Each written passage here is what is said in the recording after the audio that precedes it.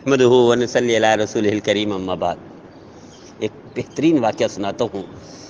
جس سے ہمیں خوشی بھی ہوگی اور ہمیں احساس بھی ہوگا کہ ہم کہاں کھڑے ہیں۔ ایک انگریز عورت، غیر مسلم عورت، عیسائی عورت، وہ لکھتی ہے کہ میرے والد ہیلن کیلری، وہ لکھتی ہے اپنی کتاب میں کہ میرے والد صاحب ہمیں لے کر گئے، ہم لوگ ایک قسم کے اپنے علاقے کے مالدار تھے، چڑیا گھر دیکھنے گئے، ہم سب کی خواہش تھی چڑیا گھر جب دیکھنے گئے تو ٹکٹ کے لیے لائن لگی ہوئی تھی، لیکن میرے والد صاحب کے آگے ایک اور صاحب تھے، ان کے ساتھ 5 یا 6 بچے تھے اور بڑے خوش تھے، بڑے جشن مناتے، آج چڑیا دیکھیں گے، آج لائن دیکھیں گے، آج ٹائیگر دیکھیں گے، آج وغیرہ وغیرہ